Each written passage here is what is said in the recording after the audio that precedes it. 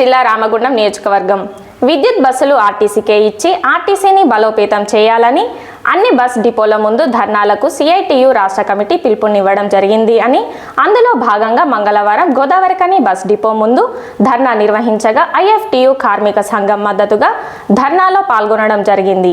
ఈ సందర్భంగా వేల్పుల కుమారస్వామి ఈ నరేష్లు మాట్లాడుతూ కాంగ్రెస్ పార్టీ ఎన్నికలకు ముందు ఆర్టీసీలోకి కార్మిక సంఘాలను అనుమతిస్తామని సమస్యలు పరిష్కరిస్తామని ఆర్టీసీ కార్మికులకు హామీ ఇచ్చి తమ మేనిఫెస్టోలో పెట్టింది గెలిచి 2 సంవత్సరాలు దాటిపోయింది। అయినప్పటికీ వారు ఇచ్చిన హామీలను ఇంతవరకు నెరవేర్చకపోవడం సిగ్గుచేటు అన్నారు। కార్మికులు ఎదుర్కొంటున్న సమస్యలు ఎవరికి చెప్పుకున్నా వినేనాథుడు కరువైనాడని అన్నారు। సమస్యలు పరిష్కరించాల్సిన ప్రభుత్వం అధికారులు పట్టింపు లేకుండా ఉన్నారని అన్నారు। ఈ కార్యక్రమంలో సిఐటియు నాయకులు టి నరహరిరావు, కృష్ణ, మల్లయ్య, ఐఎఫ్టియు నాయకులు రాజేశం, కొమరయ్యలతో ఆర్టీసీ డ్రైవర్లు, కండక్టర్లు P Ranganna, Maddela Srinu, T Srinu, AB Swami, DR Swami, G Srinu, Samuel, Sadayya, Chandrayya, Prasad, కేరావి, పి రాజయ్య, పాషా, ఐలన్న, కెకే రాజు, భిక్షపతి, కనకయ్య తదితరులు పాల్గొన్నారు।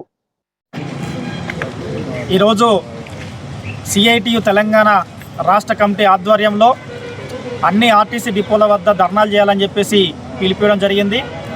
అందులో భాగంగా పెద్దపల్లి జిల్లా గోదావరికనిలో ఉన్నటువంటి ఆర్టీసీ డిపో ముందు సిఐటియు అదేవిధంగా ఐఎఫ్టియు కార్మిక సంఘాల ఆధ్వర్యంలో ధర్నా కార్యక్రమం నిర్వహిస్తున్నాం।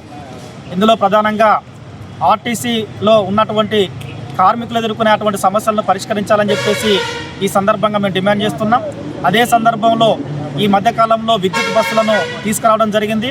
ఈ విద్యుత్ బస్సులను ఆర్టీసీకే కేటాయించి ఆర్టీసీని బలోపేతం చేయాలి, ఆర్టీసీ సంస్థను పరిరక్షించాలని చెప్పేసి కూడా ఈ సందర్భంగా మేము తెలియజేస్తున్నాం। అంతేకాకుండా ఎన్నికలకు ముందు కాంగ్రెస్ పార్టీ ఇక్కడ ఉన్నటువంటి ఆర్టీసీ కార్మికులకు అనేక రకాల హామీలు ఇచ్చింది।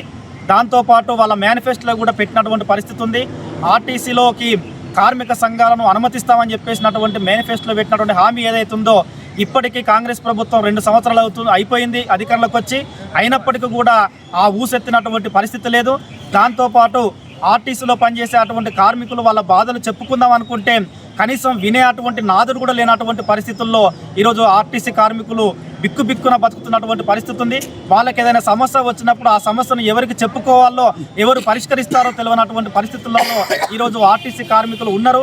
వారిని సమస్యలు పరిష్కరించాల్సినటువంటి బాధ్యత ఇక ఉన్న అధికారులది, దాంతోపాటుగా ప్రభుత్వానికి ఉంది। అది విస్మరించినటువంటి పరిస్థితులలోనే ఈరోజు ఈ ధర్నాలకు పిలిపించినటువంటి పరిస్థితి ఉంది। అంతేకాకుండా ఈరోజు ప్రైవేటు సంస్థలకు విద్యుత్ బస్సులను అప్పచెప్పడం, దాంతోపాటుగా వాళ్ళ మెయింటెనెన్స్ అన్నిటికి సంబంధించి కూడా ప్రైవేటు సంస్థలు చూసుకోవడం వల్ల ఈరోజు ఆర్టీసీ నుంచి పోయే అటువంటి లాభాలు ఏవైతే ఉన్నాయో అవన్నీ వాళ్ళకే పెట్టుబడి పెట్టే అటువంటి పరిస్థితులలో ఉండడంతో ఈరోజు ఆర్టీసీ రాబో రోజులలో కనుమరుగైపోయేటువంటి ప్రమాదం ఉంది। ఇప్పటికే విద్యుత్ బస్సులను మామూలుగా బస్సును కొనుగోలు చేస్తే 33 లక్షల రూపాయలు అవుతే ఈరోజు ₹1 కోటి పెట్టి ఈరోజు బస్సులు కొనుగోలు చేస్తున్నారంటే మిగిలినటువంటి డబ్బులంతా ఈరోజు ప్రైవేటు యాజమాన్యానికి పోతున్నటువంటి పరిస్థితి ఉంది। అంతేకాకుండా ఈ విద్యుత్ బస్సుల మెయింటెనెన్స్తో పాటుగా ఫ్యాబ్రిక్స్ సంబంధించి ఇవన్నీ కూడా ఆర్టీసీ సంస్థకు అప్పచెప్పకుండా ప్రైవేటు సంస్థలకు అప్పచెప్పడంతో పాటుగా ఆర్టీసీకి ఉన్నటువంటి ఎక్కడెక్కడైతే భూములు ఉన్నాయో వాటికి సంబంధించి, దాంతోపాటు వర్క్షాప్లకు సంబంధించి కూడా ఇవన్నిటికి సంబంధించి కూడా ప్రైవేటు యాజమాన్యాలకు అప్పచెప్పడంతో ఆర్టీసీకి ఉన్నటువంటి ఆస్తులను కూడా ఈరోజు అమ్ముకోవాల్సినటువంటి పరిస్థితుల్లో ఉన్నటువంటిది ఉంది।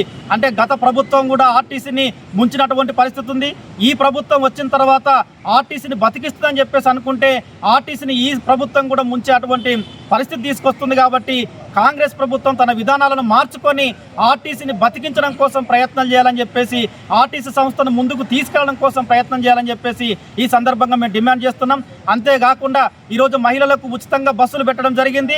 దాంతో పాటుగా దానివల్ల ఈరోజు సంఖ్య పెరుగుతున్నటువంటి క్రమంలో బస్సుల సంఖ్య పెంచుతామని చెప్పినటువంటి రాష్ట్ర ప్రభుత్వం బస్సుల సంఖ్య పెంచకపోవడం వల్ల కూడా ఈరోజు ప్రయాణికులు తీవ్రమైనటువంటి ఇబ్బందులు ఎదుర్కొంటున్న పరిస్థితి ఉంది। కాబట్టి దీంతో పాటుగా బస్సుల సంఖ్యను పెంచాలని చెప్పేసి కూడా ఈ సందర్భంగా మేము డిమాండ్ చేస్తున్నాం। ఇప్పటికే హైదరాబాద్లో ఉన్నటువంటి డీజిల్తో నడిచేటువంటి బస్సులన్నింటినీ కూడా వివిధ ప్రాంతాలకు తరలిస్తామని చెప్పేసి, హైదరాబాద్లో మొత్తం విద్యుత్ బస్సులను నడిపిస్తామని చెప్పేసి ఈరోజు రాష్ట్ర ముఖ్యమంత్రి మహిళా దినోత్సవం సందర్భంగా ప్రకటన చేసినటువంటి సందర్భం ఉంది।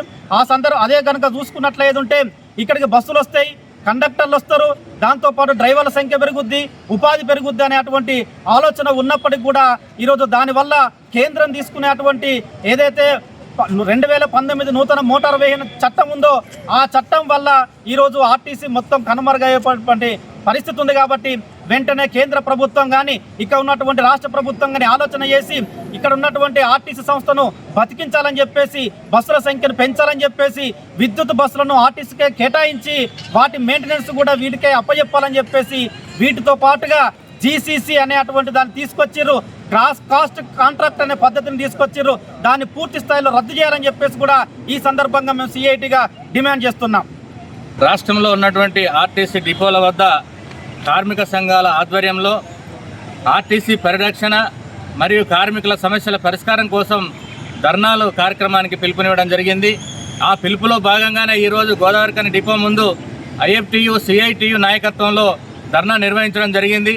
ఈ రాష్ట్ర ప్రభుత్వం చేస్తున్నటువంటి మరి ఏదైతే అధికారంలోకి రాకముందు ఇచ్చినటువంటి హామీలు ఏవైతే ఉన్నాయో వాటిని అన్నిటిని కూడా ఈ ఆర్టీసీ కార్మికులకు ఇచ్చినటువంటి హామీలు అన్నీ కూడా పరిష్కారం చేయాలని చెప్పి ఈ సందర్భంగా మేము డిమాండ్ చేస్తూ ఉన్నాం. ఇప్పటికే రాష్ట్ర ప్రభుత్వం మరి ఈ ఆర్టీసీని రక్షించాలని చెప్పి కేంద్ర ప్రభుత్వం తీసుకున్నటువంటి నిర్ణయం ఏదైతే ఉందో దాన్ని విరమించుకోవాలని చెప్పి ఇవాళ ఈ డిపోల ముందు ధర్నాలు నిర్వహించి రాష్ట్ర ప్రభుత్వానికి కేంద్ర ప్రభుత్వానికి తెలియజేయడం అనేది జరుగుతూ ఉంది. ఇప్పటికే విద్యుత్ బస్సులు ఏదైతే ఉన్నాయో వాటన్నిటిని కూడా ప్రైవేటు వ్యక్తులకు ఇచ్చి ఆ ప్రైవేటు వ్యక్తుల ద్వారా నడిపించేటువంటి పరిస్థితిని తీసుకొస్తూ ఉంది. అది ఆ విద్యుత్ బస్సులకు కూడా ఆర్టీసీకే కేటాయించాలని చెప్పి ఈ సందర్భంగా మేము డిమాండ్ చేస్తూ ఉన్నాం. ఇక్కడ ఉన్నటువంటి ఆర్టీసీలో ఉన్నటువంటి కార్మికుల యొక్క సమస్యలు ఎదుర్కొంటున్నటువంటి అనేక సమస్యలు ఉన్నాయి, వాటిని పరిష్కరించాలని చెప్పి ఈ సందర్భంగా మేము డిమాండ్ చేస్తూ ఉన్నాం. లేనట్లయితే పెద్ద ఎత్తున ఇతర కార్మిక సంఘాలను కలుపుకొని ఆందోళన చేయవలసి ఉంటుందని చెప్పి ఈ సందర్భంగా హెచ్చరిస్తూ ఉన్నాం.